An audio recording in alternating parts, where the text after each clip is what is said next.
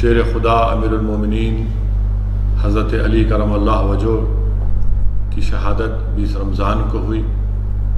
17 رمضان کو حق اور باطل کی پہلی جنگ بدر ہوئی۔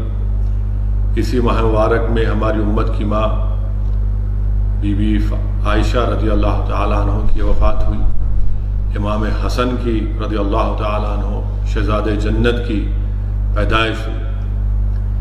تو انشاءاللہ تعالیٰ مجلس اتحاد المسلمین کی جانب سے 20 رمضان کے دن حضرت علی کی شہادت کے دن بھی ایک جلسہ ہوگا، جس میں حضرت علی کرم اللہ وجہ امیر المومنین کے بارے میں فضائل، آپ کے فضائل کے بارے میں ہم کوشش کریں گے انشاءاللہ تعالیٰ۔ جو ایک سمندر ہے، حضرت علی کے فضائل کو بیان کرنا ایک سمندر ہے، اور اسد الدین اویسی تو اس سمندر کا ایک ساحل ہے۔ اور انشاءاللہ تعالیٰ 20 رمضان کے دن شیر خدا کے بارے میں، امام حسن کے بارے میں، بی بی ختیجہ ہماری امت کی ماں کے بارے میں، شہزادی جنت حضرت فاطمہ رضی اللہ تعالیٰ عنہ کے بارے میں، اور ہماری امت کی ماں حضرت عائشہ صدیقہ رضی اللہ تعالیٰ عنہ کے بارے میں کوشش کروں گا ان کے بارے میں کچھ ذکر کر سکوں، ان تمام عظیم ہستیوں کے بارے میں، شخصیتوں کے بارے میں، ان کے فضائل حدیث جو آئے ہیں اس کا ذکر کر سکوں۔ آج کا یہ جلسہ، کیونکہ آج 17 رمضان ہے، آج ہی کے دن حق و باطل کی پہلی جنگ ہوئی تھی، انشاءاللہ تعالیٰ اس کا میں ذکر کرنے کی کوشش کروں گا۔ آپ جانتے ہیں کہ یہ رمضان کے ماہ مبارک میں ہم دوسرے دہے میں آ چکے ہیں، اور رحمت کا دہا ہم سے رخصت ہو چکا ہے، اب مغفرت کا دہا ہے۔ اسی لیے ہم تمام کو یہ کوشش کرنا ضروری ہے کہ ہم اللہ سبحانہ و تعالیٰ کو اس ماہ مبارک میں راضی کریں، اپنے گناہوں کی مغفرت کرائیں۔ اس لیے کہ حدیث شریف میں آیا کہ اللہ کے رسول صلی اللہ علیہ وسلم نے، جمعے کا دن تھا، رحمت اللہ علیہ صلی اللہ علیہ وسلم منبر مبارک پر اپنا پائلا قدم رکھتے ہیں اور آمین کہتے ہیں۔ اسی طرح اللہ کے رسول صلی اللہ علیہ وسلم نے 3 مرتبہ آمین کہا۔ بعد میں اللہ کے رسول صلی اللہ علیہ وسلم سے، رحمت للعالمین سے، شاف روز جزا سے، امام الانبیاء سے پوچھا گیا، یا رسول اللہ صلی اللہ علیہ وسلم، آپ نے منبر پر خد مبارک رکھا، آمین کہا، 3 مرتبہ کہا، کیوں کہا؟ اللہ کے رسول صلی اللہ علیہ وسلم نے فرمایا کہ جبریل امی تھے، اور وہ دعا کر رہے تھے کہ ہلاک ہو جائے وہ شخص جس نے اپنے ضعیف ماں باپ کو پایا اور ان کی خدمت نہیں کی، تو میں نے آمین کہا۔ جبریل امی نے دعا کی کہ ہلاک ہو جائے وہ شخص کہ جس جگہ پر درود و سلام، جس جگہ پر محمد مصطفیٰ صلی اللہ علیہ وسلم کا ذکر ہو، اور وہاں پر رسول اللہ صلی اللہ علیہ وسلم پر درود و سلام نہ بھیجا جائے۔ تو اللہم صلی علی سیدنا محمد عبدک رسولک نبی امی والآلہ صحابہ وسلم۔ رسول اللہ صلی اللہ علیہ وسلم نے عرض کیا کہ جبریل امی نے دعا کی کہ ہلاک ہو جائے وہ شخص جس نے رمضان کو پایا اور اس کی قدر نہیں کی، تو میں نے آمین کہا۔ میرے عزیز دوستوں اور بزرگوں، میری عزت دار ماں اور بہنوں، دعا کون کر رہے ہیں؟ دعا کرنے والے امام پورے فرشتوں کے امام ہیں، حضرت جبریل امی ہیں۔ اور آمین کون کہہ رہے ہیں؟ سید الانبیاء محمد مصطفیٰ صلی اللہ علیہ وسلم آمین کہہ رہے ہیں۔ ہم تمام کو اپنا محاسبہ کرنا ہے کہ اس ماہ مبارک میں اگر ہم نے اپنے ماں باپ کی نافرمانی کی، ان کو اف کہا ہے، تو ہم توبہ کریں۔ اپنے ماں باپ اگر زندہ ہیں تو ان کو راضی کریں، کیونکہ حضرت جبریل دعا کر رہے ہیں کہ ہلاک ہو جائے وہ شخص جس نے ضعیف ماں باپ کو پایا ان کی خدمت نہ کی۔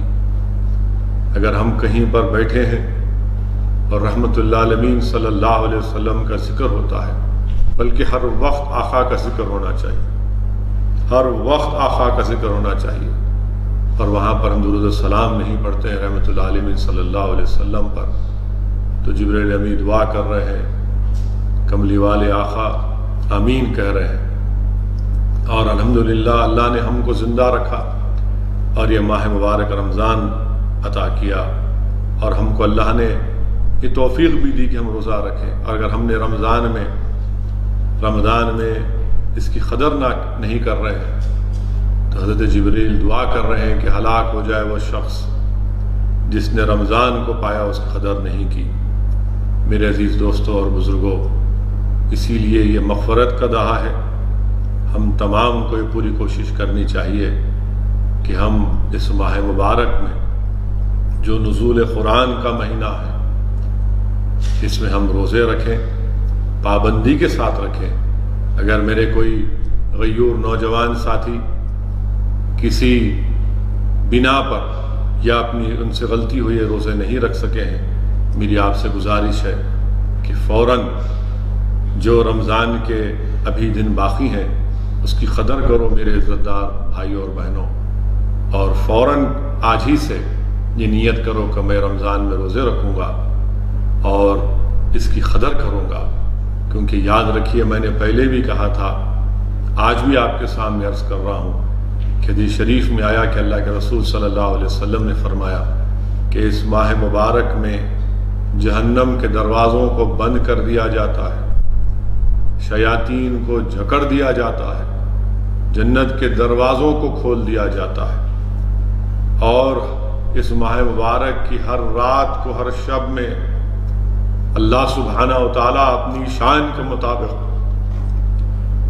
یہ آوازیں آتی ہیں آسمانوں سے کہ ہے کوئی شخص جو اللہ کو راضی کرنا چاہتا ہے کوئی شخص جو اللہ کو راضی کرنا چاہتا ہے، کوئی شخص جو اپنے گناہوں سے توبہ کرنا چاہتا ہے۔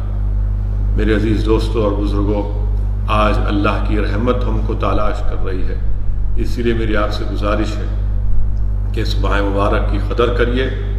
نہیں معلوم یہ زندگی کا چراغ کب گو جائے، ہمارے زندگی کب ختم ہونے والی ہے صرف اللہ جانتا ہے، مگر یقیناً زندگی کا خاتمہ ہوگا، اور ضرورت اس بات کی ہے کہ ہم اپنے گناہوں سے توبہ کریں، اپنے اعمال میں نیکیوں کا اضافہ کریں۔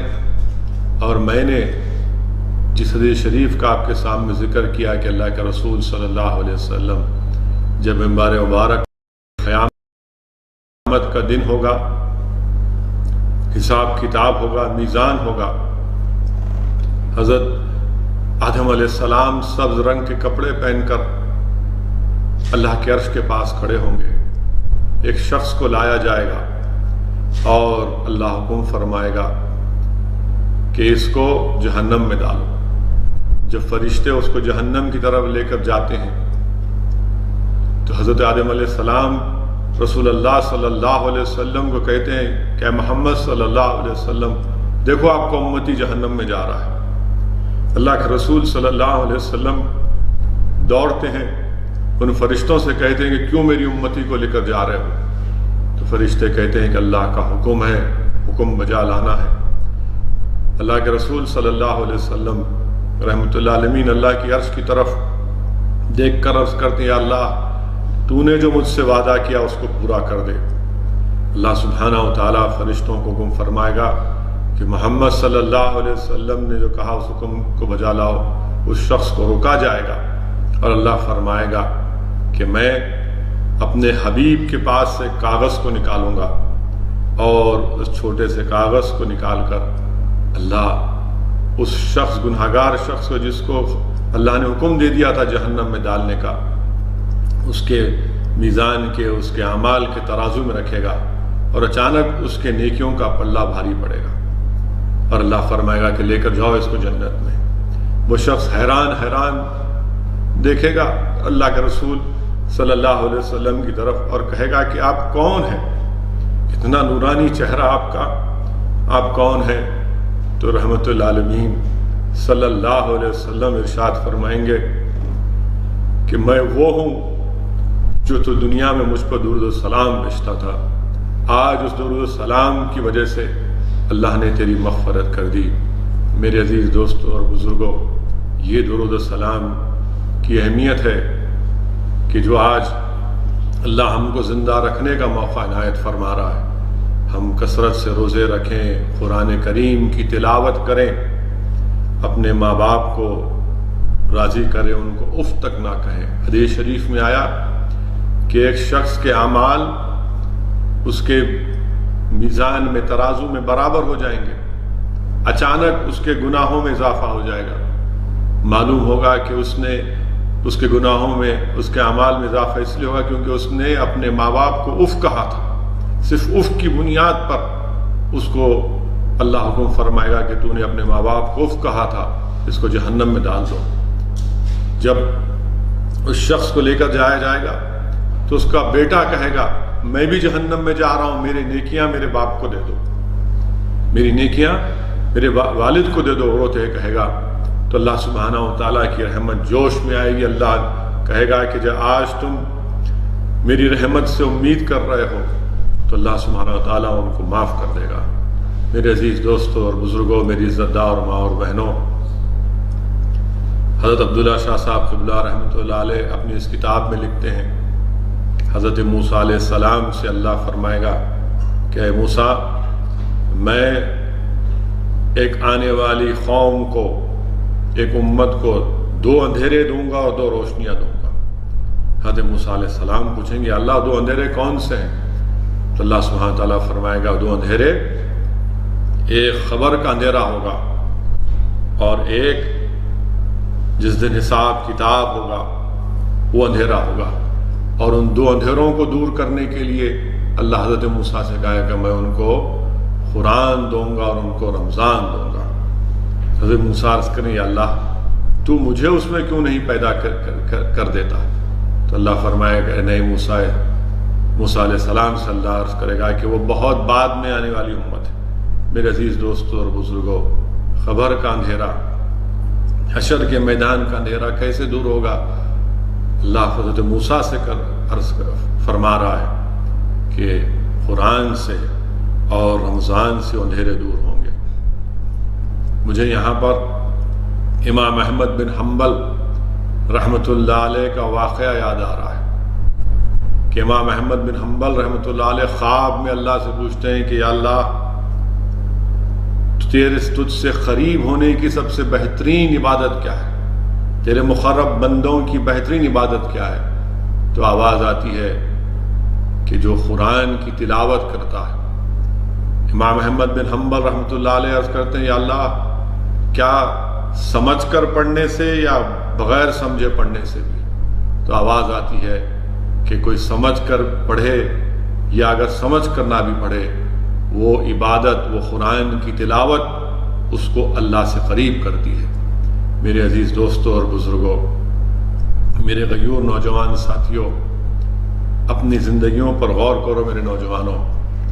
تم قوم اور ملت کا مستقبل ہو میرے نوجوان ساتھیوں، میرے نوجوان بھائیوں اور بہنوں، تم قوم کا مستقبل ہو۔ تمہارے مضبوط خندوں پر اس قوم کے مستقبل کی ذمہ داریاں تم پر عائد ہونے والی ہیں۔ اگر تم گر جاؤ گے تو قوم کا مستقبل خراب ہو جائے گا۔ میرے عزت دار نوجوان ساتھیوں، کیا تم کو یہ پتہ بھی ہے کہ قرآن شریف کے کل کتنے حروف ہیں؟ آج تم انسٹاگرام پر، سنیپ چیٹ پر تمہارے پاس بے شمار نالج ہے، ماشاءاللہ، ہر چیز کا علم ہے تمہارے پاس۔ افسوس کے ساتھ یہ بھی کہنا پڑتا ہے کہ تمہاری زبانوں پر کئی واہیات قسم کے ترانے بھی تم کو یاد ہیں، مگر کیا تم نے کبھی یہ سوچا میرے نوجوان ساتھیوں کہ کل قرآن کے کتنے حروف ہیں؟ پوری قرآن کے کتنے حروف ہیں؟ میں آپ سے عرض کر رہا ہوں کہ اس کو بھی یاد کر لو۔ یہ علم تم کو کام میں آئے گا، دنیا میں بھی، خبر میں بھی اور آخرت میں بھی۔ پورے قرآن کے کل حروف 1 کروڑ 27,000 ہے، 1,27,000 ہے۔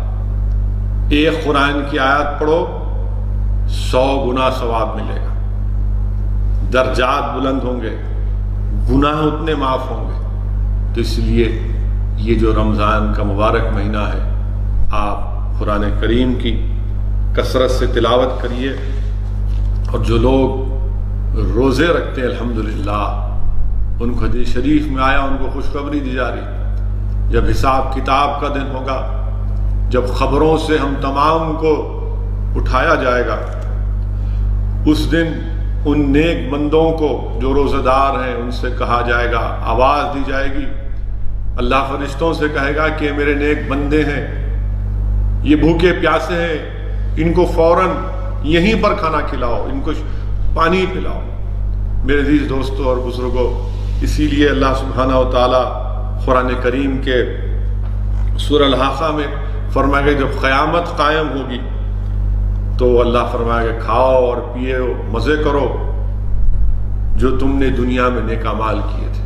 یہ روزدار کا انعام ہے، اور ضروری ہے کہ ہم اپنی زبان کو، اپنی آنکھ کو، اپنی سوچ کو تمام غلط چیزوں سے دور رکھیں۔ روزہ حدیث شریف میں آیا، میں نے علماء کی زبانوں سے سنا، ان کے پیر کے پاس بیٹھ کر کے صرف کھانا نہیں کھانا 15 گھنٹے کے لیے، یا پانی نہیں پینا 15 گھنٹے کے لیے روزہ نہیں ہے۔ روزے کا مطلب یہ ہے، روزہ کیا ہے؟ ڈھال ہے، اور ڈھال کیا ہے؟ نفس کشی ہے، کہ آپ اپنے آنکھ کو بھی غلط چیزوں کی طرف نہ دیکھیں۔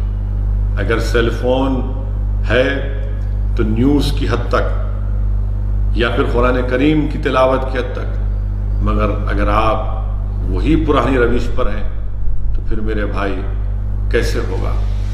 آج ہم دیکھتے ہیں کہ حیدرآباد میں افسوس کے ساتھ کہنا پڑتا ہے کہ ایک شخص ایک دلت لڑکی سے جا کر اس پر حملہ کرتا ہے۔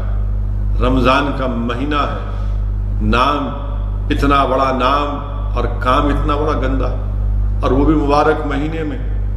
اس شخص کو اتنا بھی لحاظ خیال نہیں آیا کہ بھائی جس مہینے میں جہنم کے دروازوں کو بند کر دیا گیا، شیاطین کو جکڑ دیا گیا، جنت کے دروازے کھول دیے گئے ہیں، اللہ کی رحمت جوش میں ہے، مگر اس کے باوجود بھی یہ شخص ایک دلت لڑکی پر جا کر حملہ کرتا ہے۔ افسوس کی بات ہے، شرمندگی ہوتی ہے، کیا ایسی حرکت اس ماہ مبارک میں بھی ہو سکتی ہے؟ مجلس اتحاد المسلمین، ان لوگوں سے ہمارا کوئی تعلق ہے، نہ کبھی رہے گا۔ مجلس اتحاد المسلمین کے تعلق سے مخالفین کہتے ہیں کہ یہ کون ہے؟ ہمارا ان سے کوئی تعلق نہیں ہے۔ ہمارے رکن اسمبلی نے اس دلت خاندان کے ساتھ ان سے ملاقات کی اور اس کی مذمت کی، اور انشاءاللہ تعالی ہم پوری کوشش کریں گے کہ ہماری اس دلت بہن کو انصاف مل سکے۔ جو شخص اس طرح کی حرکت کرتا ہے یہ انسان کہلانے کی بھی لائق نہیں ہے۔ دوسری بات، اعظم پورہ حیدرآباد میں جو مسلمان کسی پیسوں کے اوپر لڑ کر ایک قتل کر دیے، چاقوں سے مار لیے۔ میرے عزیز دوستوں اور بزرگوں، کیسی زندگی تم گزار رہے ہو؟ شیطان کو جکڑ دیا گیا، مگر تمہاری فطرت میں جو شیطانیت باقی ہے وہ اس مبارک مہینے میں بھی تم شیطانیت پر اترتے ہو۔ افسوس کی بات ہے، افسوس کی بات ہے کہ دلت لڑکی پر اس پر حملہ کرنا، اس کو سیکشل اسالٹ کرنا، اور پھر دو لڑتے ہیں مسلمان پیسوں کے لیے۔ کہاں جا رہے ہو میرے بھائی؟ کیا جواب دو گے؟ ایک دن مرنا ہے، یاد رکھو۔ ہر چیز کا جواب دینا ہے اللہ کی بارگاہ میں۔ یہ افسوسناک واقعات ہم کو شرمندہ کرتے ہیں۔ میرے عزیز دوستوں اور بزرگوں، حدیث شریف میں آیا، حدیث قدسی ہے، اللہ کے رسول صلی اللہ علیہ وسلم نے فرمایا کہ اللہ فرماتا ہے جو بندہ میرے لیے روزہ رکھتا ہے میں اس کو تندرست رکھوں گا۔ تو ہمارے بعض نوجوان جو ابھی روزہ نہیں رکھے ہیں، میرے بھائی، آپ کی خوبصورتی میں، آپ کے اسمارٹنیس میں کوئی فرق آنے والا نہیں ہے۔ اللہ خود وعدہ فرما رہا ہے کہ اگر تم روزہ میرے لیے رکھو گے تو میں تم کو تندرست رکھوں گا۔ تو اگر آپ روزہ نہیں رکھے ہیں تو تو آج رات سے نیت کریے تاکہ کل سے آپ اس ماہ مبارک میں پورے روزے رکھ سکیں۔ جیسا کہ میں نے آپ سے عرض کیا تھا کہ آج 17 رمضان ہے، اور 17 رمضان بڑی تاریخی دن ہے۔ آپ جانتے ہیں کہ ہجرت کے دوسرے سال روزے فرض ہوئے، اور اسی سال حق اور باطل کی پہلی جنگ بدر ہوئی۔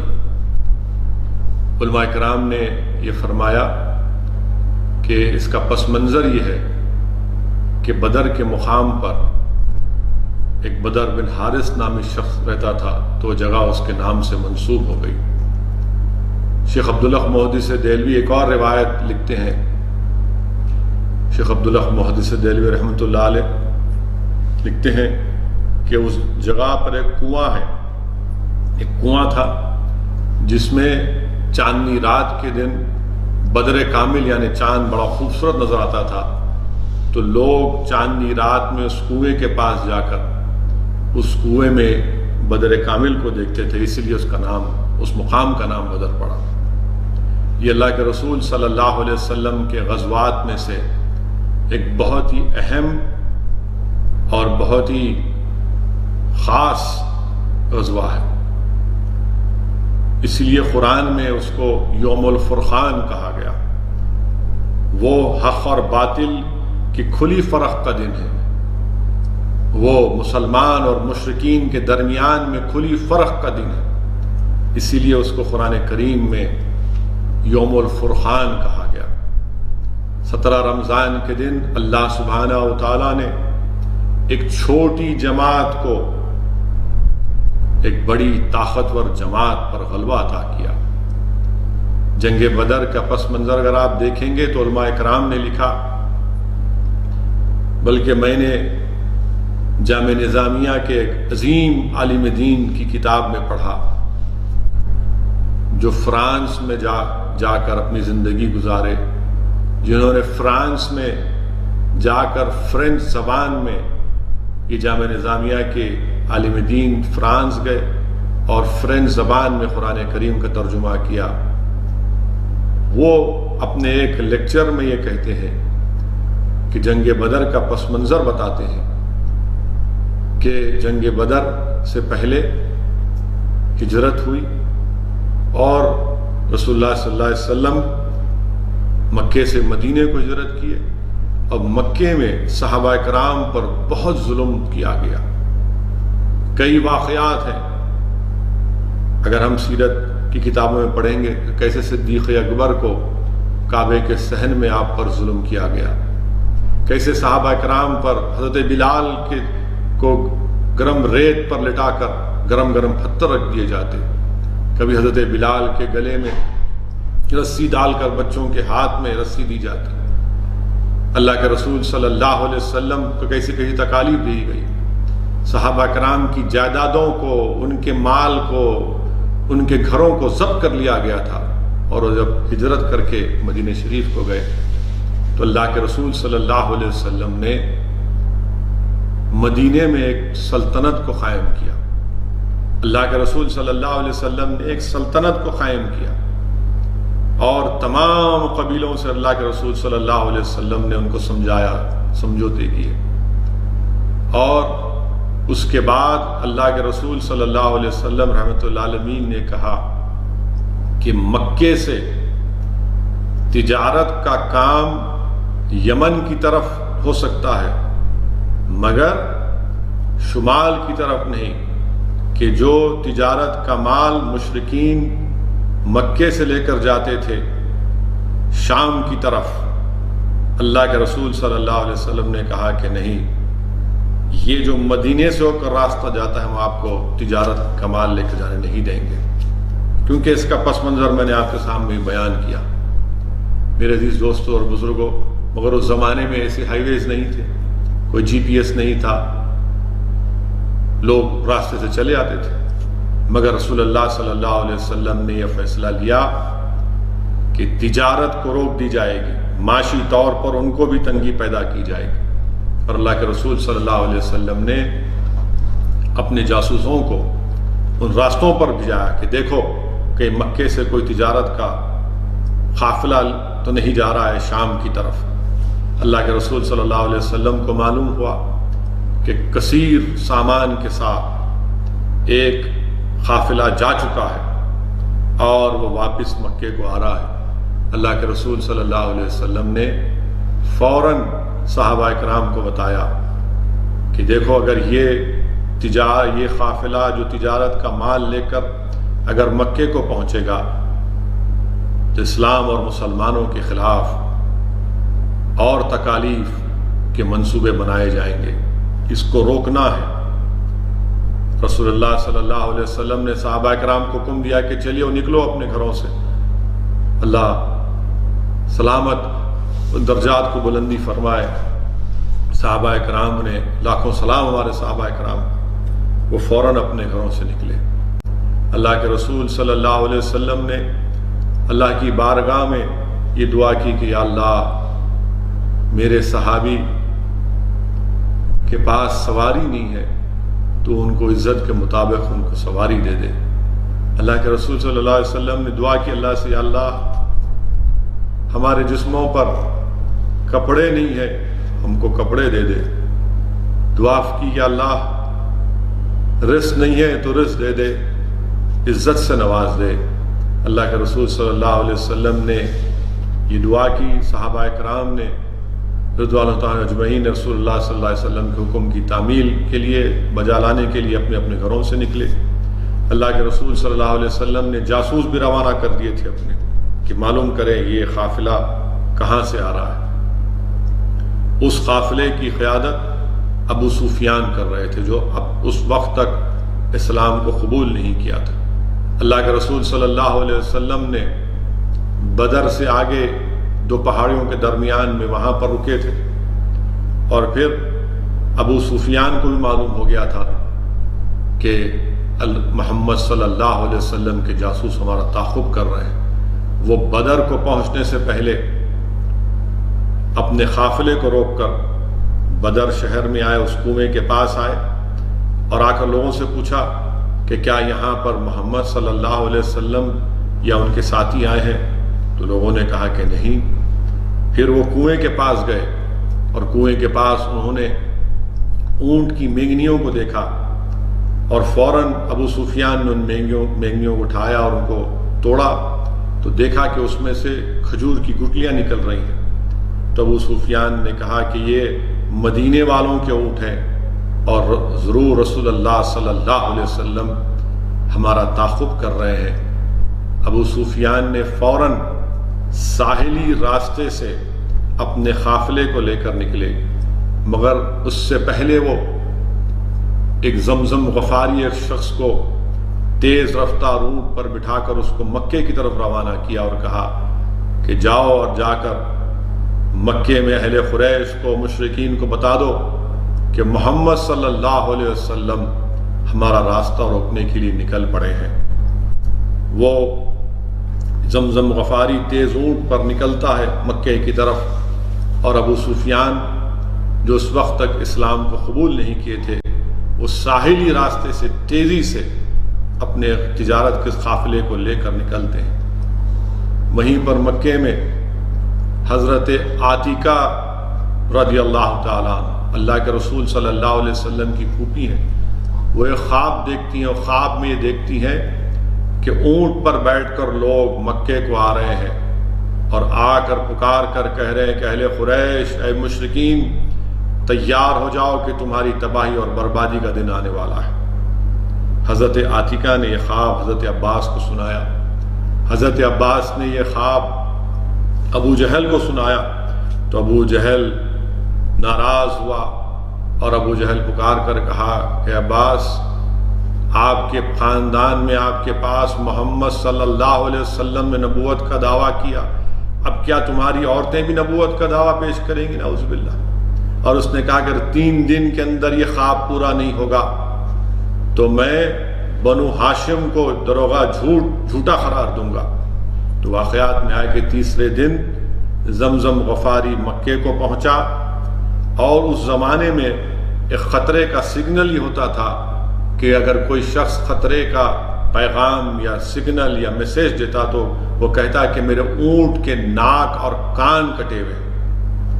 اور جیسا ہی اس نے یہ کہا تمام مشرکین مکہ اہل قریش تیار ہو گئے کہ اب ہم جا کر اس قافلے کو اور محمد صلی اللہ علیہ وسلم کا مقابلہ کریں گے اور نعوذ باللہ ان کا ہمیشہ کے لیے خاتمہ کریں گے. اور پوری شان و شوکت کے ساتھ تیاری ہوتی ہے، اسلحہ لیا جاتا ہے، باجا اور کھانے کا انتظام لے کر یہ مشرکین مکے سے نکلتے ہیں. ابو سفیان کے پاس سے ایک اور پیغام دیا جاتا ہے کہ مت نکلو، میں نے اپنے تجارت کے قافلے کو بچا کر ساحلی راستے سے نکل پڑا ہوں. مگر ابو جہل کہتا ہے کہ نہیں، اب ہم نہیں رکیں گے.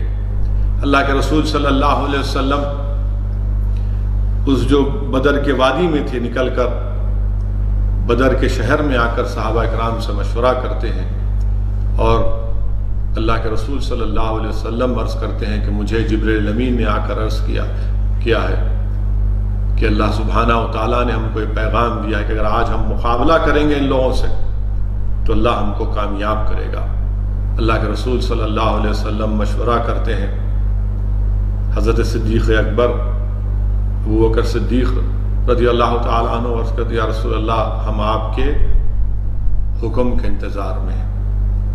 فاروق اعظم حضرت عمر خطاب رضی اللہ تعالیٰ عنہ عرض کرتی ہیں یا رسول اللہ صلی اللہ علیہ وسلم آپ کا ہر حکم ہمارے لیے عرف آخر ہے.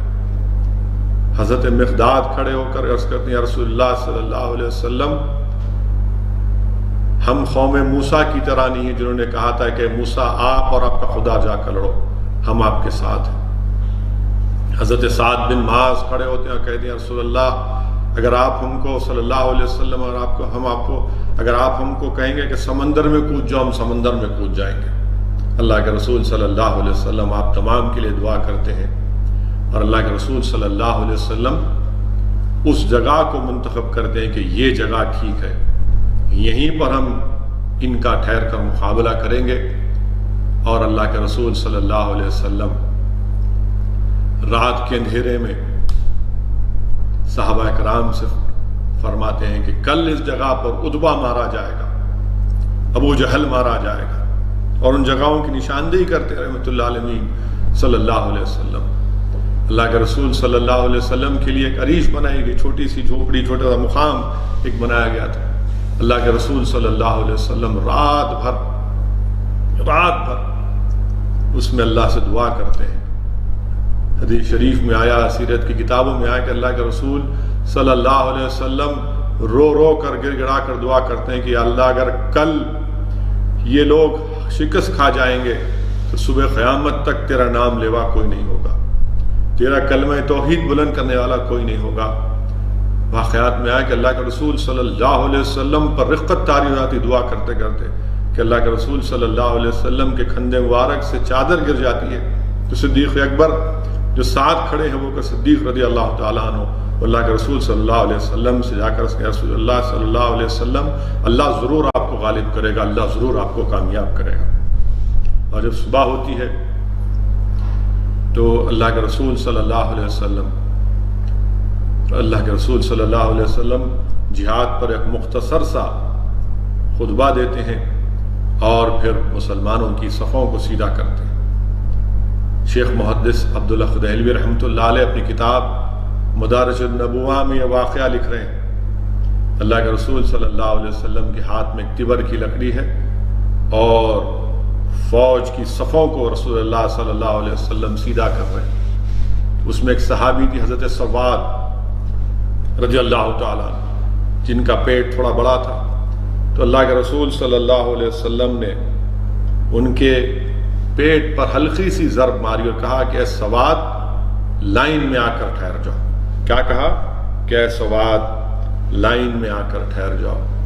حضرت سواد نے عرض کیا یا رسول اللہ صلی اللہ علیہ وسلم اللہ نے آپ کو رحمت بنا کر بھیجا ہے، آپ نے مجھ سے زیادتی کی ہے، مجھے اس کا بدلہ دیجیے.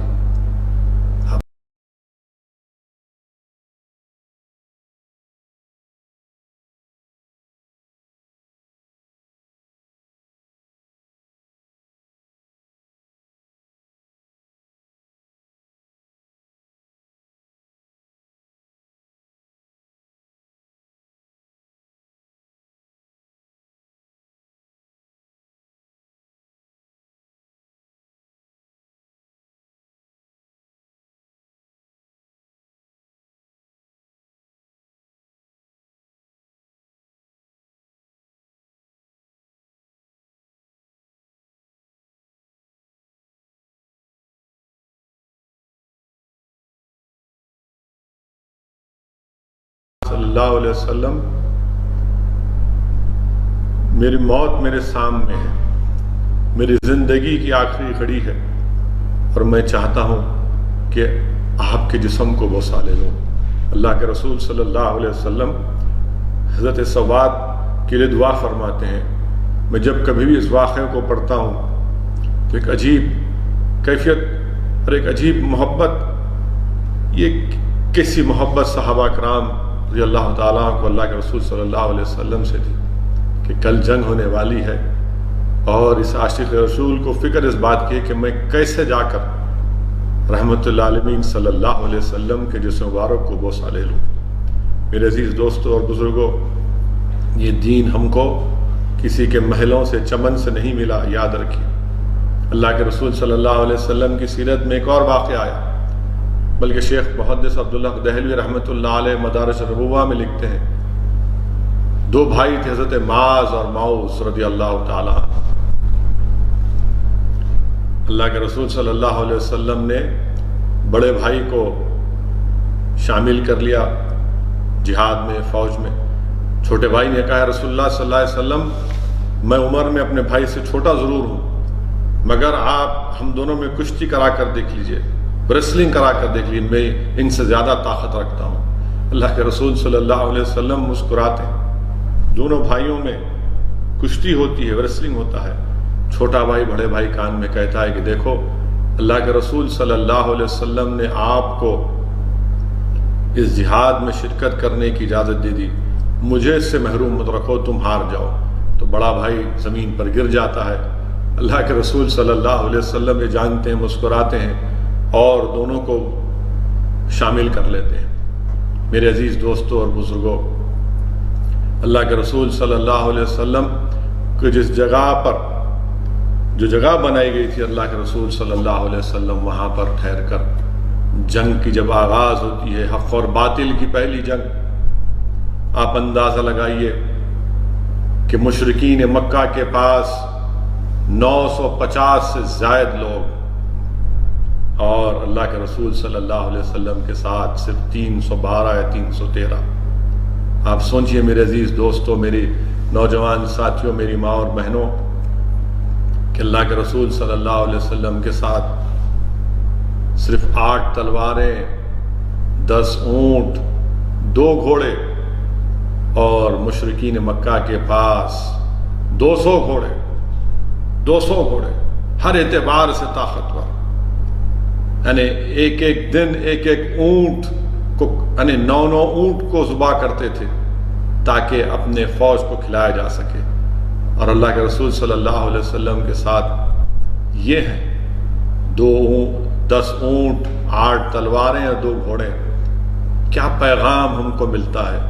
پیغام ہم کو یہ ملتا ہے کہ ہمارا جینا اور مرنا، باطل طاقتوں سے مقابلہ کرنا طاقت کے بلبوتے پہ نہیں، بلکہ اللہ کی قدرت پر عملی یقین کر کے ہوتا ہے۔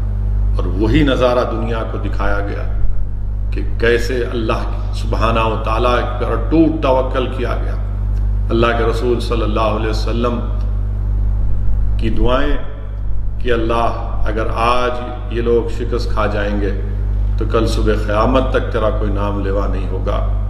قرآن کریم میں سورہ انفال کی آیت نمبر 9 آپ پڑھیے، جس کا ترجمہ علماء کرام، محدثین اور علماء نے کیا کہ اللہ فرما رہا ہے کہ ہم نے مسلمانوں کی تعداد کو مشرکین کو کم دکھایا اور مشرکین کو مسلمانوں کی تعداد کم دکھائی۔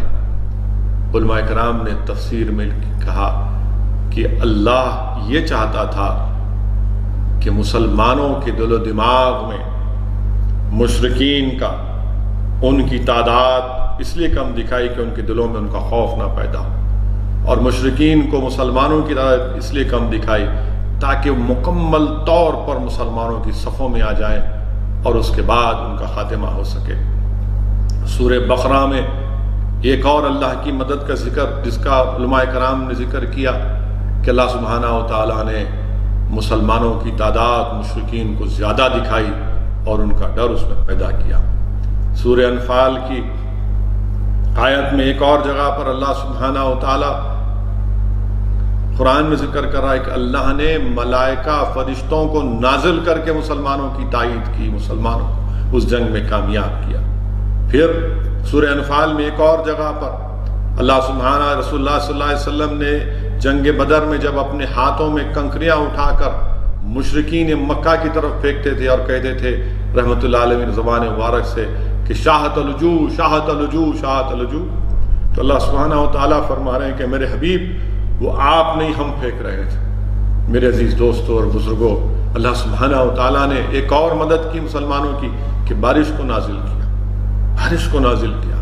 میرے عزیز دوستوں اور بزرگوں، یہی دو معصوم حضرت معاذ رضی اللہ تعالیٰ عنہ، واقعات میں آیا، سیرت کی کتابوں میں آیا کہ ان دو بھائیوں نے پوری جنگ میں دیکھ رہے تھے کہ کہاں ہے ابو جہل، کہاں ہے ابو جہل، اور وہ بڑے اپنے ساتھیوں کے درمیان میں جنگ میں تھا۔ دونوں بھائی گھس کر حضرت معاذ ابو جہل کی پنڈلی پر ایک وار مارتے ہیں اور اس کو زخمی کر دیتے ہیں۔ ابو جہل کا بیٹا بھی حضرت معاذ پر حملہ کرتا ہے، وہ زخمی ہو جاتے ہیں۔ ابو جہل پر زخم ہوتا ہے، گر جاتا ہے، اور پھر رسول اللہ واقعات میں یہ بھی آیا کہ حضرت معاذ رضی اللہ تعالیٰ عنہ کا ایک بازو اس حملے میں زخمی ہو جاتا ہے، بری طرح زخمی ہو جاتا ہے، اتنا زخمی ہو جاتا ہے کہ وہ لٹکتے رہتا ہے۔ شیخ عبداللہ محدث دہلوی رحمۃ اللہ علیہ اپنی کتاب مدارج النبوہ میں لکھتے ہیں، شفا شریف کی کتاب قاضی ایاز کی، کہ اللہ کے رسول صلی اللہ علیہ وسلم کے پاس جب دونوں بھائی جا کر عرض کرتے ہیں یا رسول اللہ صلی اللہ علیہ وسلم ہم نے ابو جہل کو مارا ہے، ہم نے ابو جہل پر وار کیا ہے۔ اللہ کے رسول صلی اللہ علیہ وسلم حضرت معاذ کے کھندے کے زخم کو دیکھتے ہیں تو اللہ کے رسول صلی اللہ علیہ وسلم اپنا لاب دہن اس کھندے پر لگاتے ہیں اور وہ کھندا ایسا ہو جاتا ہے جیسا اس پر کوئی زخم ہی نہیں آیا تھا۔ سیرت کی کتابوں میں آیا کہ حضرت معاذ رضی اللہ تعالیٰ عنہ اللہ کے رسول صلی اللہ علیہ وسلم کے مبارک لاب دہن لگانے سے آپ کا زخم بھر جاتا ہے، آپ کا بازو پہلے سے زیادہ مضبوط ہوتا ہے، اور آپ عثمان غنی ذوالنورین رضی اللہ تعالیٰ عنہ کی خلافت تک زندہ رہتے ہیں۔ میرے عزیز دوستوں اور بزرگوں، واقعات میں آیا کہ حضرت عکاشہ رضی اللہ تعالیٰ عنہ، حضرت عکاشہ رضی اللہ تعالیٰ عنہ اللہ کے رسول صلی اللہ علیہ وسلم کے پاس دوڑتے آتے ہیں، کہتے ہیں رسول اللہ صلی اللہ علیہ وسلم میری تلوار ٹوٹ گئی۔ اللہ کے رسول صلی اللہ علیہ وسلم حضرت عکاشہ کو ایک لکڑی پھینکتے ہیں، جاؤ اس سے مقابلہ کرو۔ میرے عزیز دوستوں، میری عزت دار اور ماں اور بہنوں، اللہ کے رسول صلی اللہ علیہ وسلم سے کتنی محبت تھی کہ لکڑی دی جا رہی ہے اور یہ نہیں پوچھ رہے کہ یا رسول اللہ صلی اللہ علیہ وسلم لکڑی سے محبت ہے، بے انتہا محبت، اور دوڑتے ہیں۔ حضرت عکاشہ جب اس کو استعمال کرتے ہیں تو تلوار بن جاتی ہے، سفید تلوار جس کو اون انہوں نے نام رکھا۔ حضرت عکاشہ اس سے لڑتے رہے۔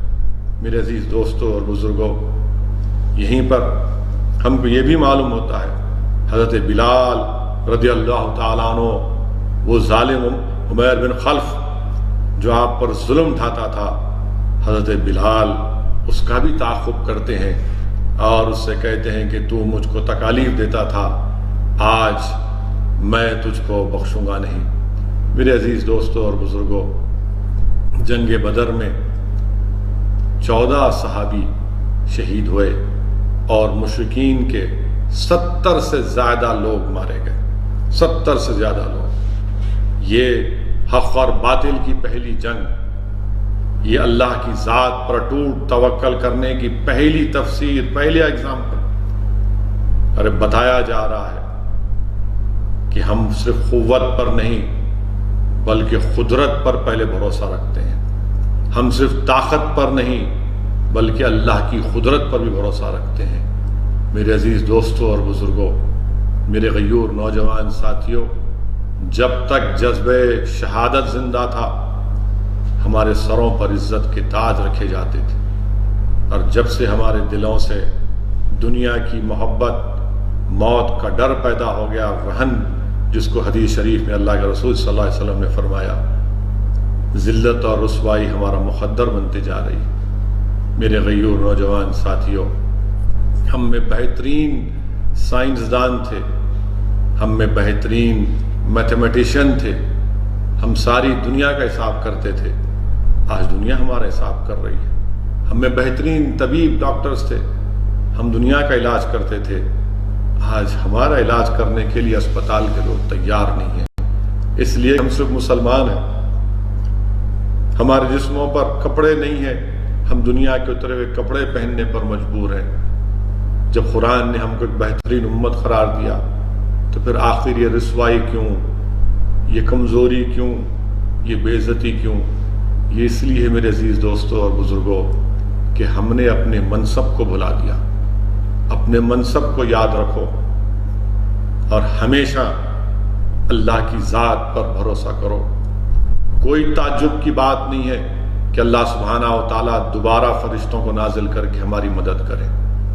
یقیناً میں جانتا ہوں مصائب اور مشکلات میں ہم ڈوبے ہوئے ہیں، میں جانتا ہوں کہ نفرت کی دیواریں بلکہ نفرت کے سمندر میں ہم اپنے آپ کو اکیلا پاتے ہیں۔ وطن عزیز میں، بھارت میں اتنی نفرت مسلمانوں کے تعلق سے پیدا کر دی گئی کہ اس نفرت کے سمندر میں ایک طوفان ہے اور ہم ایک کشتی میں سوار ہیں، اور ان نفرت کے سمندروں میں، ان لہروں کا، ان آندھیوں کا ہم کو مقابلہ کرنا ہے۔ مگر میرے عزیز دوستوں، میری عزتدار اور ماں اور بہنوں، جنگ بدر سے ہم کو پیغام ملتا ہے کہ طاقت، قوت، تعداد پر نہیں بلکہ اللہ کی ذات پر اٹوٹ بھروسہ کرنا، قدرت پر کامل یقین رکھنا۔ انشاءاللہ تعالی اللہ ہم کو ان تمام مصائب سے، ان مشکلات سے اللہ ہم کو چھٹکارا دلائے گا۔ میرے عزیز دوستوں اور بزرگوں، آئے دن ہم دیکھتے ہیں کہ ہمارے وطن عزیز میں ایسے ایسے واقعات ہوتے ہیں، افسوس کے ساتھ مجھے کہنا پڑتا ہے کہ دلی میں جامعہ ملیہ یونیورسٹی کی ہماری ایک بچی کو، صفورہ زرگر کو، حاملہ ہے 4 مہینے کی، اس کو اریسٹ کر لیا گیا۔ ایک اور لڑکی کو اریسٹ کر لیا گیا، اور کیا سیکشن لگایا گیا؟ ان لافل ایکٹیویٹیز پریونشن ایکٹ کے سیکشن لگائے گئے۔ کیا جرم ہے ان کا؟ کیا جرم ہے کہ ایک حاملہ بچی کو جیل میں ڈال دیے؟ ہم پوچھنا چاہتے ہیں وزیر اعظم سے، ہوم منسٹر سے کہ یہ کیا ہو رہا ہے؟ ایک حاملہ لڑکی کو گرفتار کرنا، اسٹوڈنٹس کو گرفتار کرنا، ان پر UAPA لگانا، اور UAPA کا کون سا سیکشن؟ سیکشن 13، 16، 17 اور 18 لگانا۔ یعنی اس کا پنشمنٹ کیا ہے سیکشن 16 اور 18 کا؟ کہ اس کا پنشمنٹ فار ٹیررسٹ ایکٹ ہے، یعنی سزا ہوگی تو ٹیررسٹ ایکٹ۔ یہ ٹیررزم کر رہے تھے لوگ۔ CAA کے خلاف، NPR، NRC کے خلاف آواز اٹھانا ہے ٹیررسٹ ایکشن ہے؟ عجیب بات ہے۔ اور پھر سیکشن 13 لگانا، ان لافل ایکٹیویٹی، احتجاج کرنا ان لافل ایکٹیویٹی کب سے ہو گیا؟ اور UAPA کا ایکٹ لگانا، اور یہ سیکشن 16 اور 18 کہاں سے آیا؟ میں ہمیشہ UAPA کے خلاف آواز اٹھاتا رہا ہوں۔ جب ہم UPA کی تائید کر رہے تھے اس وقت بھی اس کی مخالفت میں ووٹ دیا تھا۔ اب 2019 میں جب اس میں ترمیم کی گئی، اس وقت بھی ہم نے اور امتیاز جلیل MP نے مخالفت کی۔ آپ اندازہ لگائیے کہ سیکشن 16 اور 18 کو پوٹا کے، اس میں پوٹا کا جو ایکٹ تھا اس میں ڈال دیا گیا۔ اور پھر آپ سوچئے کہ یہ UAPA کتنا ایک ظلم ہے، اتنا انکانسٹیٹیوشنل، اتنا گندہ قسم کا قانون ہے کہ اس کا سیکشن 43D دیکھیے، بیل پروویژن کا، یہ ایگزیکٹ ریپلیکا ہے سیکشن 49 سب سیکشن 7 پوٹا کا۔ اور کیا کہتا ہے کہ اس میں بیل مل ہی نہیں سکتی آپ، امپاسبل ہے، امپاسبل ہے۔ کیوں امپاسبل ہے؟ کیونکہ یہ کہتا ہے کہ جب تک کورٹ پبلک پروسیکیوٹر کو نہ سن لے، مجسٹریٹ بیل نہیں دے گا۔ اور پھر چارج شیٹ کو دیکھنے کے بعد تو جو ایکیوزڈ ہے یعنی صفورہ زرگر کو جو 3 مہینے کی حاملہ ہے یہ بچی، اس کو اپنا انوسنس دکھانا پڑے گا بیل کے لیے، یعنی پہلے دکھانا پڑے گا، یہ تو ٹرائل میں ہوتا ہے، مگر اس کو اور دوسری جو لڑکی کو پکڑا گیا ہے اور دیگر لوگوں کو، ان کو بیل کی ہیئرنگ میں اپنا انوسنس دکھانا پڑے گا، یعنی ٹرائل شروع ہونے سے پہلے بیل ملنے کے لیے، یعنی یہ پریزمپشن آف انوسنس ہے ہی نہیں اس میں، اسی لیے گندا قانون یہ یو اے پی اے میں ان بچوں کو ڈالا گیا۔ اب آپ دیکھیے کہ اس میں کیا لکھتی ہے ایف آئی آر میں، دلی پولیس لکھتی ہے پری میڈیٹیٹڈ کانسپریسی۔ کون سی کانسپریسی؟ کہاں کی کانسپریسی ہے؟ اور پھر اسی لیے یہ ایک طریقے سے صرف مسلمانوں کے اوپر یو اے پی اے کا استعمال کرنا، یہ ہم وزیر اعظم سے اور ہوم منسٹر صاحب سے پوچھنا چاہتے ہیں کہ یو اے پی اے کا صرف مسلمانوں پر، دلتوں پر، آدی واسیوں پر، جو جس کسی حکومت کے خلاف رہیں گے ان کے خلاف کب تک استعمال ہوگا؟ ہم وزیر اعظم سے پوچھنا چاہتے ہیں کہ ان لوگوں پر یو اے پی اے استعمال نہیں ہوگا۔ چلیے یو اے پی اے چھوڑ کے ان کو گرفتار بھی نہیں کریں گے جنہوں نے کہا تھا کہ دیش کے غداروں کو گولی مارو، ان کو کچھ نہیں بولا جائے گا، اور 3 مہینے کی حاملہ بچی کو you a P a terrorist act لگا دیا گیا۔ جو بیان دیے کہ دیش کے غداروں کو گولی مارو، وہ آج آرام سے بیٹھے ہوئے ہیں، اور یہ اس لڑکی کو جو 3 مہینے کی حاملہ ہے اس کی کیریکٹر اسیسینیشن کیا جا رہا ہے۔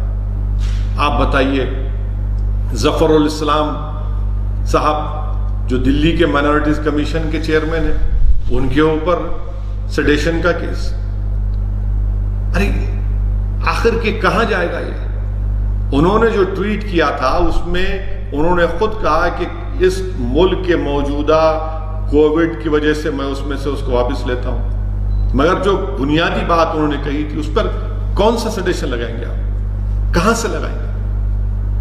آپ اندازہ لگائیے کہ کس طریقے سے قانون کو استعمال کیا جا رہا ہے۔ جو لوگ دلی کے فسادات میں گھر کو جلائے، جن کی وجہ سے موت ہوئی، کچھ نہیں ہوگا ان لوگوں کو، آج آرام سے گھوم رہے ہیں کہ دلی کے، میں نے اس وقت ہی پارلیمنٹ میں جب دلی کے فسادات پر بحث ہوئی تھی، ہوم منسٹر کے بیان کے بعد میں نے پارلیمنٹ سے باہر نکل کر جس خدشے کا اظہار کیا تھا کہ انصاف نہیں ہوگا مسلمانوں کو دلی کے فسادات میں، یہ ایک جنوسائیڈ تھا، پروگرام تھا، اور وہ صحیح ثابت ہو رہا ہے۔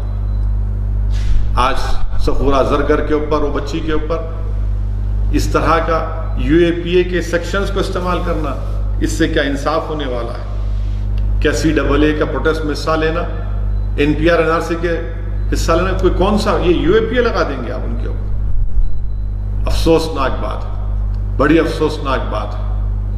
میں اس کی مذمت کرتا ہوں اور حکومت سے مطالبہ کرتے ہیں کہ اس کو فوراً واپس لیا جائے۔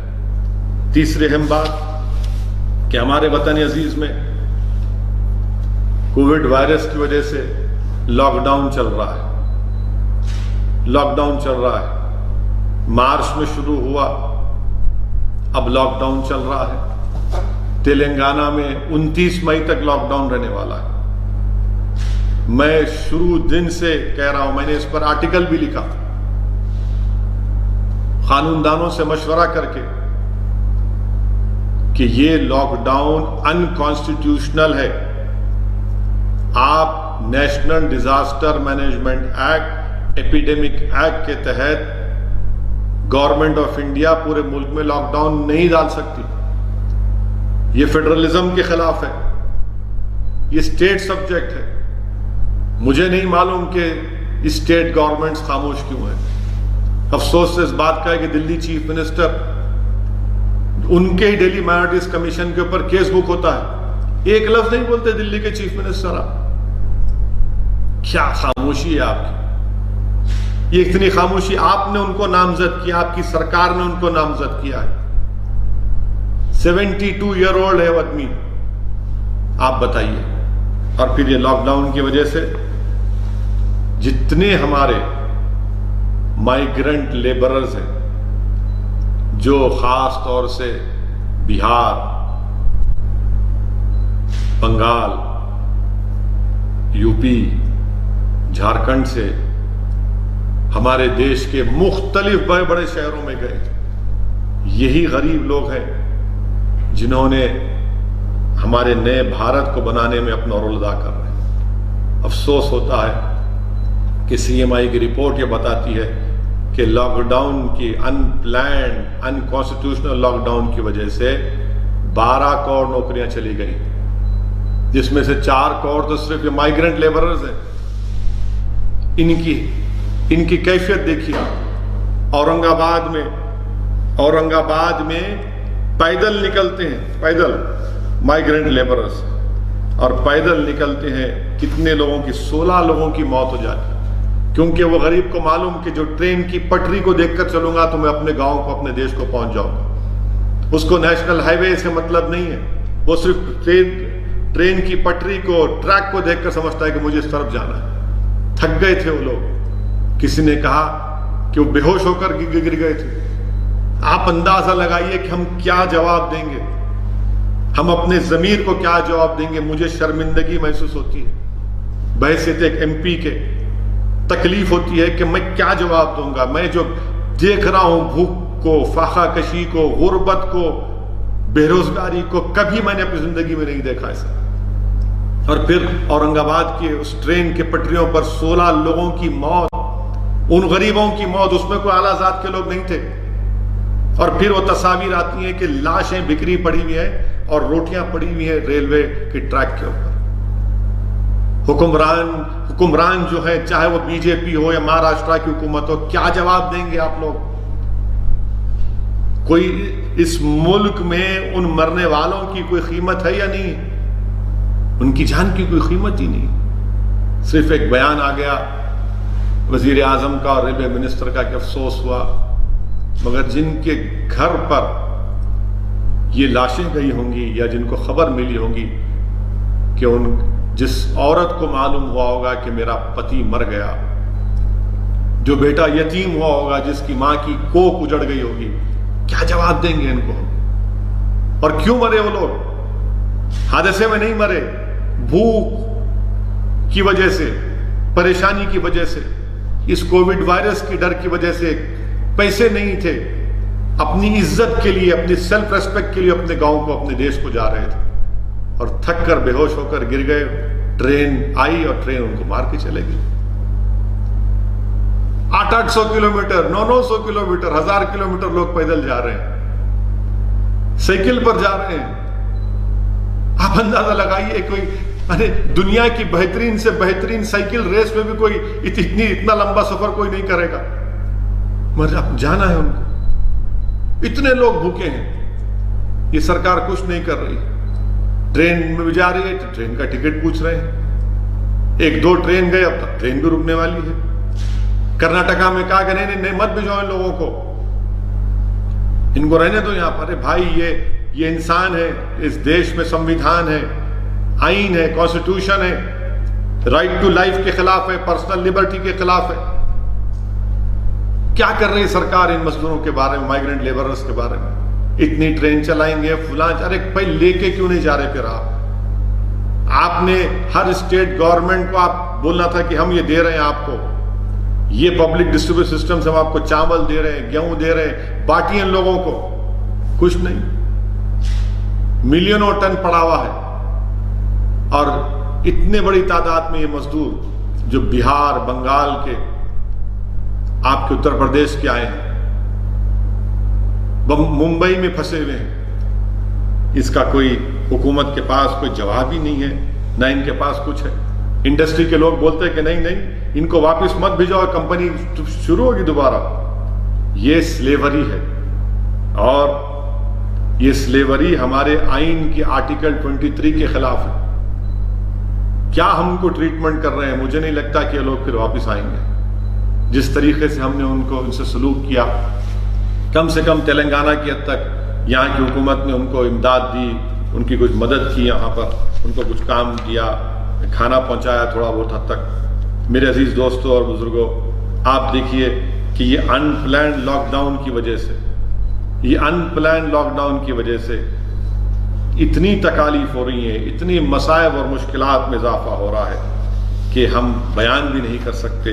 بچے بھوکے ہیں، بچے بھوکے ہیں، عورتیں پریشان ہیں۔ روز کوئی نہ کوئی میڈیا میں، جو آج بھی جو میڈیا میں ایسے لوگ زندہ ہیں ابھی جو حقیقت کو بیان کر رہے ہیں، میڈیا کے چینلوں پر 70% مودی کا اپروول ریٹ دکھاتے ہیں۔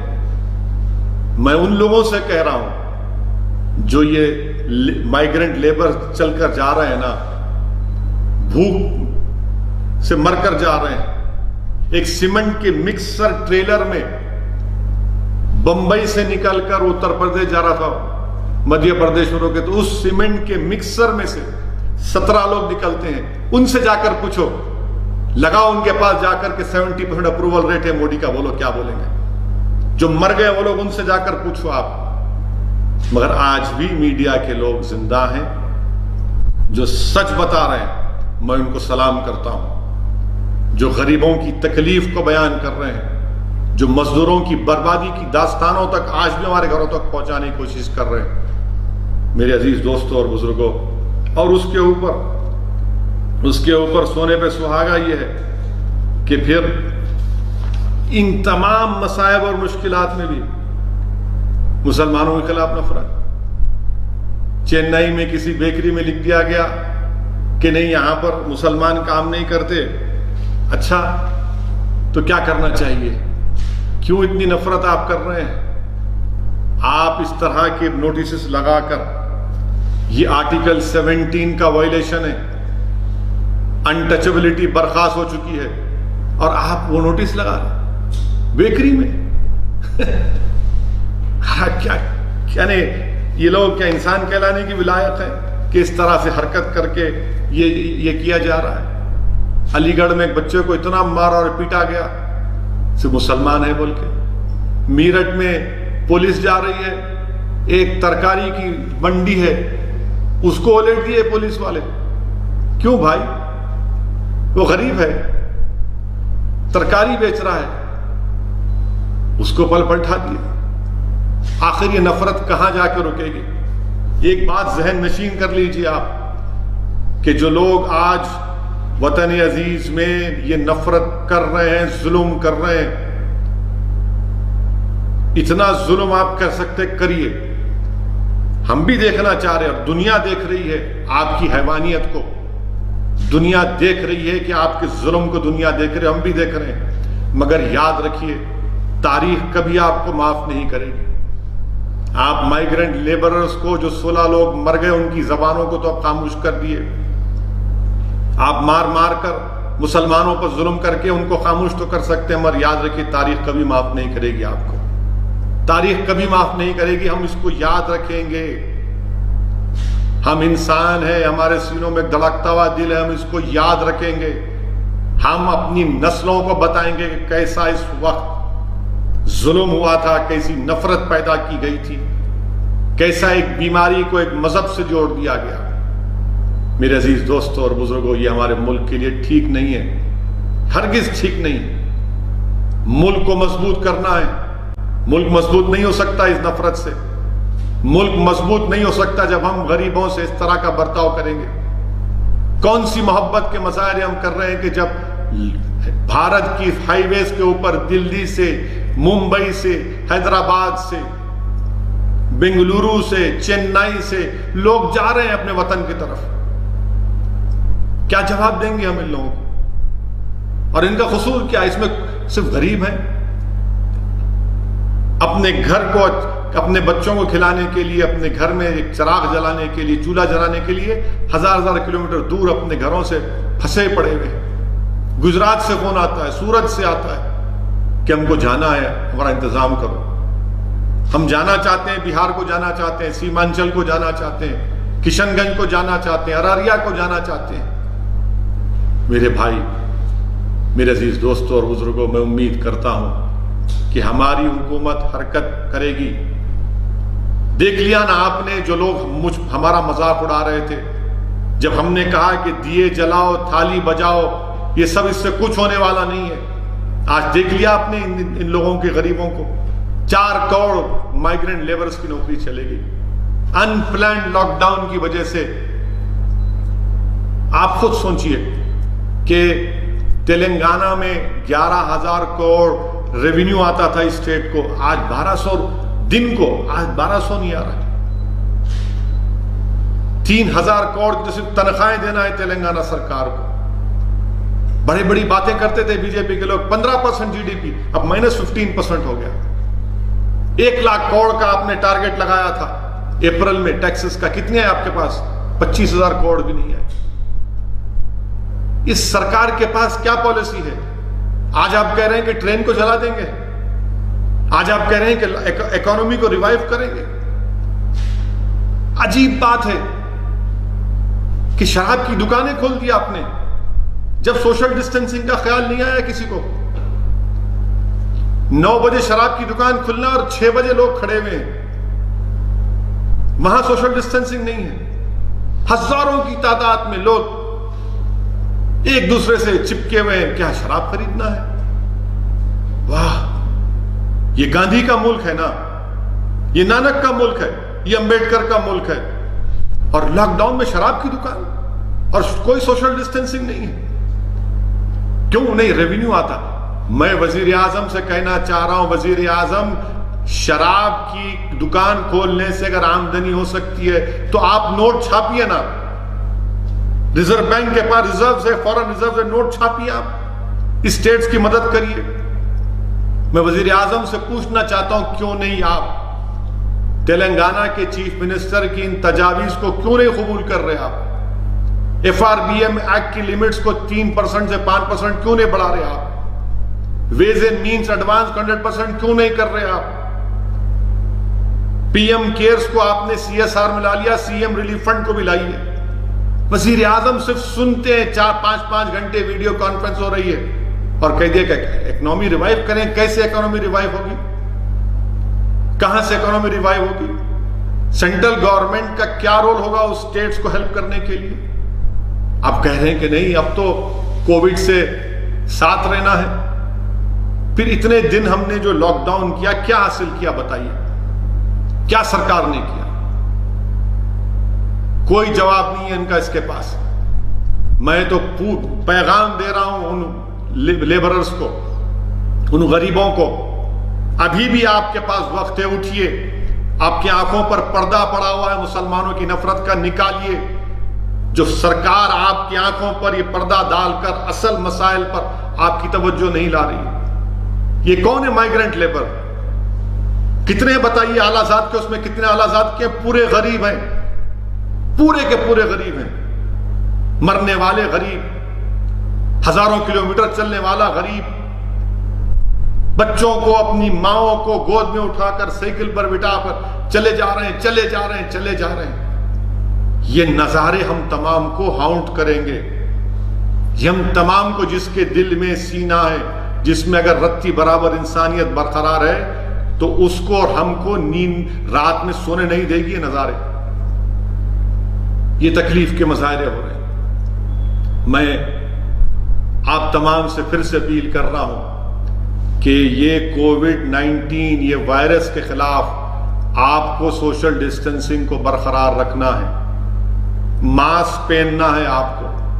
آپ جب کبھی باہر نکلیں گے ماسک پہننا ہے آپ کو. جس کے پاس اگر سمٹمز ہیں، بخار ہے، سانس لینے میں تکلیف ہو رہی ہے، کھانسی ہو رہی ہے، یا آپ کو ریش آ رہا ہے یا کھجلی ہو رہی ہے، فوراً گورنمنٹ کے اسپتال کو جائیے، فوراً جائیے.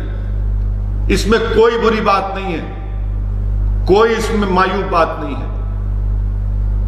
یہ بیماری ہے، اور میں آپ سے بھی اپیل کر رہا ہوں کہ اس وائرس سے مقابلہ کرنا ہے. وائرس سے نفرت کریے، مریض سے مت کریے. ارے اس کو کووڈ ہو گیا، ارے تو انسان ہے بھائی، کسی کو بھی ہو سکتا ہے. برطانیہ کے وزیر اعظم کو ہوا، بڑے بڑے لوگوں کو ہوا. آپ کو اور ہم کو مل کر ایک بھارت کے سٹیزن کے ناطے اس وائرس کا مقابلہ کرنا. اور جب ہوگا جب آپ اور ہم، اور پہلے میں اپنے دلوں سے ان تمام نفرتوں کو نکالوں. اگر دل میں نفرت ہے تو میں آپ سے اپیل کر رہا ہوں کہ سوشل ڈسٹینسنگ کو برقرار رکھیے. میں آج کے جلسے یوم القرآن کے اس جلسے سے خاص طور سے درمندانہ اپیل کر رہا ہوں ہمارے مالیگاؤں کی غیور عوام کو. میں مالیگاؤں کی ماؤں کو، بزرگوں کو سلام کر رہا ہوں. مالیگاؤں کے نوجوانوں سے درمندانہ اپیل کر رہا ہوں. وہاں کے علماؤں سے بھیک مانگ رہا ہوں کہ سوشل ڈسٹینسنگ کو مالیگاؤں میں برقرار رکھیے. مالیگاؤں میں بہت تیزی کے ساتھ یہ کووڈ وائرس پھیل رہا ہے. میں مہاراشٹرا کے چیف منسٹر سے، ان کے تمام ذمہ داروں سے، ان سے بھی اپیل کر رہا ہوں کہ مالیگاؤں کی طرف توجہ لیجیے. مگر مالیگاؤں کی عوام کی ذمہ داری ہے کہ آپ ڈسپلن کو، سوشل ڈسٹینسنگ کو برقرار رکھیے. آپ اپنے گھروں میں سلنڈر، آکسیجن کا سلنڈر لا کر علاج نہیں کر سکتے. آپ یہ نہیں کر سکتے. آپ اس سے یہ وائرس اور پھیلے گا. خدا کے لیے میری بات کو سمجھیے. ہم کو اپنی جانوں کو بچانے کا ہے. پوری کوشش کرنا ہے کہ کوئی ہمارا بیٹا، ہمارے والد، ہماری والدہ، ہماری بیوی، ہمارے بچے، کوئی نہ مرے اس وائرس کے ذریعے. اور وہ کب ہوگا؟ ہم ان کی موت کو کب روکیں گے؟ جب ہم سوشل ڈسٹینسنگ کو برقرار رکھیں گے.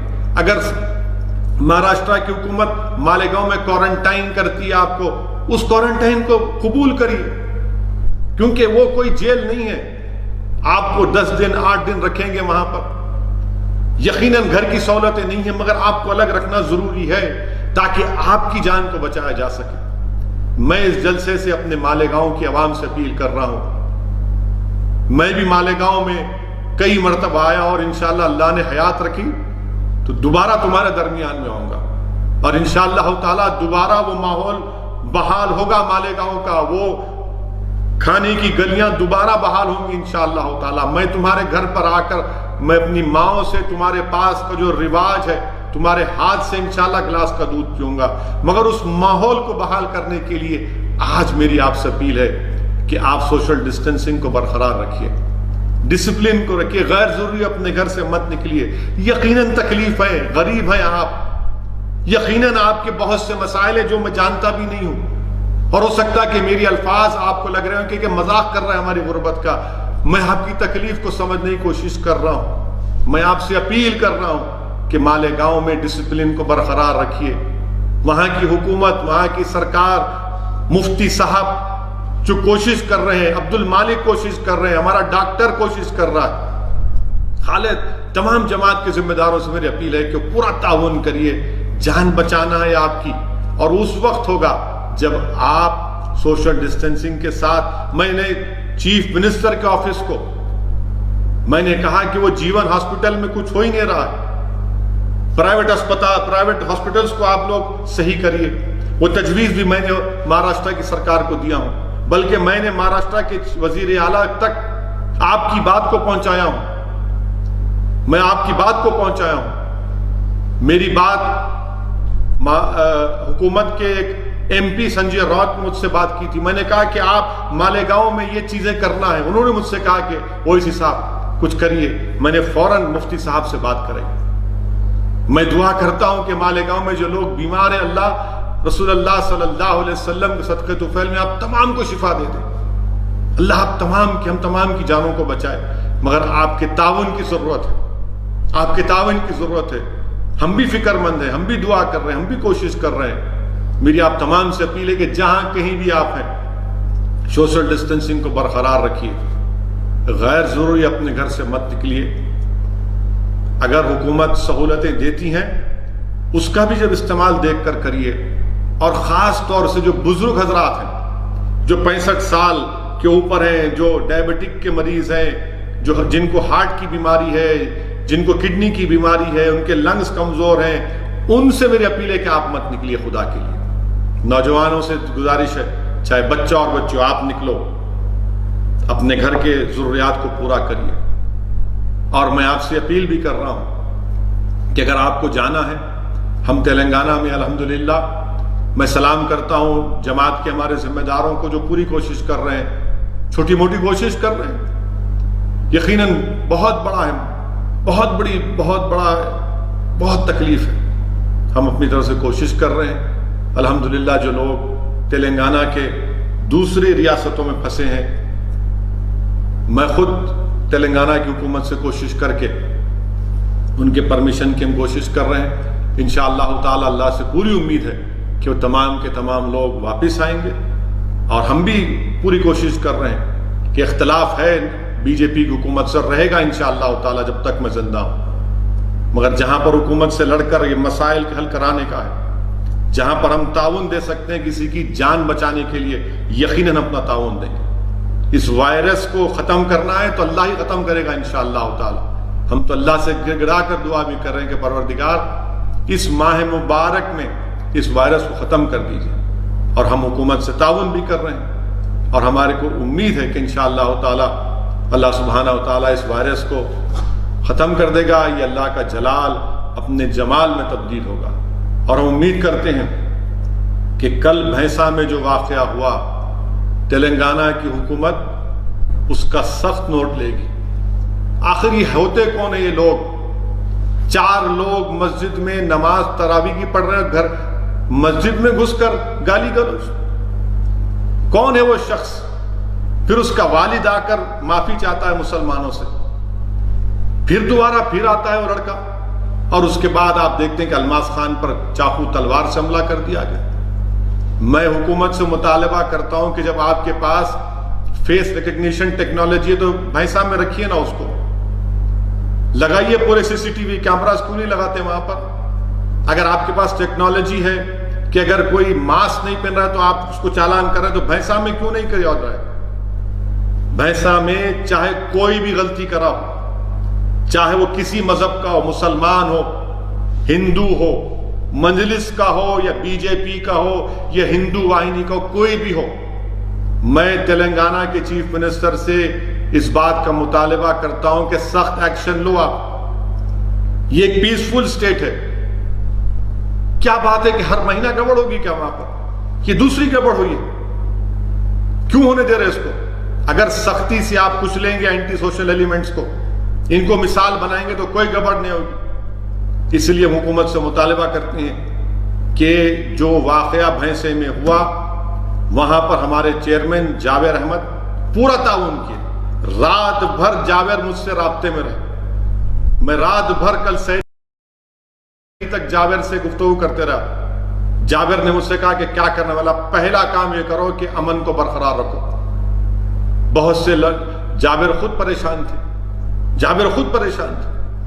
آج وہ زندگی اور موت کی لڑائی لڑ رہا ہے بچہ نظام آباد میں. ہم اللہ سے دعا کرتے کہ اللہ سبحانہ تعالیٰ اس زخمی کو شفا دے، اس کو حیات دے دے. اور حکومت سے یہ مطالبہ کرتے ہیں کہ ختم کرو آپ ان چیزوں کو، نوٹ کرو آپ. اس تلنگانہ میں اس وائرس کو بڑھنے مت دیجیے آپ. کووڈ وائرس ختم ہو جائے گا، اس کی دوا نکل جائے گی. اگر یہ وائرس تلنگانہ میں بڑھے گا تو پھر سب کو نقصان کرے گا. اسی لیے حکومت کو چاہیے، پولیس کے اعلیٰ عہدیداروں کو چاہیے کہ اس کا سخت نوٹس لیں. اور میں آپ تمام سے اپیل کر رہا ہوں، پورے دیکھنے والوں سے، کہ اس وائرس کا مقابلہ کرنا ہے. اللہ کے سامنے سر بسجود ہو کر اللہ سے بھیک مانگنا ہے. اور پھر ہم کو سوشل ڈسٹینسنگ کو، تمام احتیاطی تدابیر کو استعمال کرنا ہے. اس وائرس سے نفرت کریے. اس وائرس کا کسی کو پیشنٹ ہوا تو اس سے نفرت مت کریے، بلکہ ان پر رحم کریے، ان کے حوصلوں کو بلند کریے. میں کئی پیشنٹس مجھ سے بات کرتے ہیں، میں ان کو ہمت دلاتا ہوں. لوگ مجھے کہتے ہیں گاندھی اسپتال میں ایک صاحب ہیں نظام آباد کے، بولے کہ صاحب 39 ڈیز سے میں ہوں. میں وہاں ڈاکٹر سے بات کیا تو بولے اویسی صاحب ان کے ساتھ 8 ٹیسٹ آئے، 8 ٹیسٹ میں 6 نیگیٹو ہیں، 6 پازیٹیو ہیں اور 2 نیگیٹو ہیں. اس لیے صبر کریے. کسی کو شوق نہیں اسپتال میں رکھنے کا، مقصد ایک ہی ہے کہ آپ کی جان کو بچایا جائے.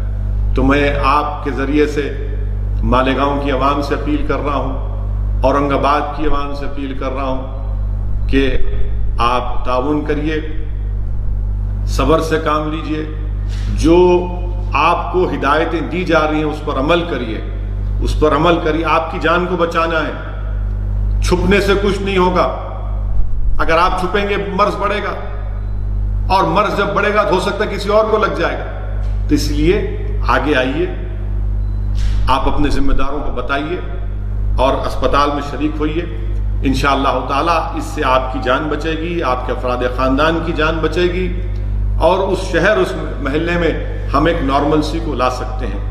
یہ لاک ڈاؤن اب وزیر اعظم بول رہے ہیں، نہیں معلوم یعنی کیا کس راہ پر لے کر جا رہے ہیں ملک کو وزیر اعظم، مجھے نہیں معلوم۔ میں وزیر اعظم سے جاننا چاہ رہا ہوں کہ بھارت کے وزیر اعظم نیپال جیسا ملک اب الیکٹرک فینس ڈالنے کی بات کر رہا ہے، جس سے ہمارے ان کے رشتے کیسے، ہماری کرنسی استعمال یوز ہوتی ہے، ایکسپٹ ہوتی ہے۔ آج وہ نیپال کہہ رہا ہے کہ نہیں، ہم بارڈر ایشو پر بحث کر رہے ہیں ہم سے۔ کیا فارن پالیسی ہے؟ سکھم میں ہمارے چین سے سپاہیوں سے مدبھیڑ کیا ہو رہا ہے؟ آپ نے کہا تھا وزیر اعظم پارلیمنٹ میں، آپ کے منسٹر نے کہا تھا کہ اگست 2 کو کہا تھا کہ اب کوئی ٹیررسٹ ایکشن، کوئی ایکٹیویٹی نہیں ہوگی کشمیر میں۔ ایک کرنل کی شہادت ہو گئی، ایک میجر کی موت ہو گئی، سپاہیوں کی موت ہو رہی ہے۔ کون جواب دے گا اس کا؟ آپ نے کہا 370 غائب، مگر وہاں پر کیا ہو رہا ہے؟ بہرحال عزیزان ملت، انشاءاللہ تعالی یہ چند چیزیں تھیں جو میں چاہتا تھا کہ آپ کے ذریعے آپ تک اپنی بات کو پہنچاؤں۔ آپ کی ہماری ملاقات انشاءاللہ دوبارہ 20 رمضان کے دن دوبارہ ہوگی، اور اس میں ہم کوشش کریں گے کہ امیر المومنین شیر خدا حضرت علی کرم اللہ وجہ کے بارے میں یہ گناہگار کچھ سامنے رکھ سکیں، شیر خدا کے بارے میں، خاتون جنت کے بارے میں، امت کی ماؤں کے بارے میں، امام حسن کے بارے میں۔ اللہ سے دعا ہے کہ اللہ سبحانہ و تعالیٰ اس رمضان کہ ہمارے اب تک جو روزے اللہ اس کو قبول کرے۔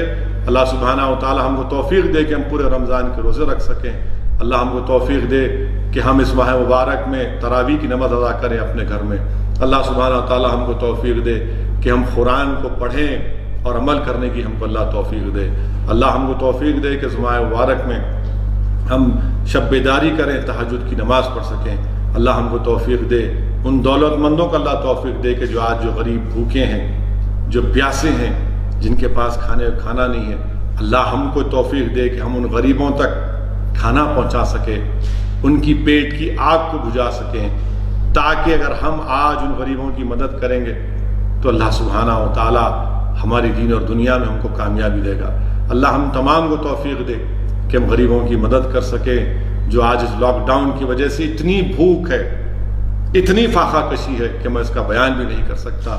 ہم اللہ سے دعا کرتے ہیں کہ اللہ آپ رزاق، ہم کیا کر سکتے ہیں پروردگار، آپ رزاق ہیں اللہ، آپ نبی کریم صلی اللہ علیہ وسلم کے صدقے طفیل میں ان غریبوں کو کھانا پہنچا دیجئے اللہ ہم کو بھی توفیق دیجئے کہ ہم اور کریں، اور جو لوگ کر رہے ہیں اللہ ان کی اس کو قبول کریے، ان کی اس امداد کو، ان کے اس صدقات کو اللہ سبحانہ تعالیٰ قبول فریے۔ اللہ آپ اور توفیق دیجئے دنیا کے دولت مندوں کو کہ وہ غریبوں کو کھانا کھلا سکیں، ان کی مدد کر سکیں۔ اللہ اس حالات کو تبدیل کر دیجئے۔ اللہ سے دعا ہے کہ اللہ اس حالات کو تبدیل کر دیجئے۔ اللہ ساری دنیا سے اس وبا کو، اس وائرس کو اٹھا لے۔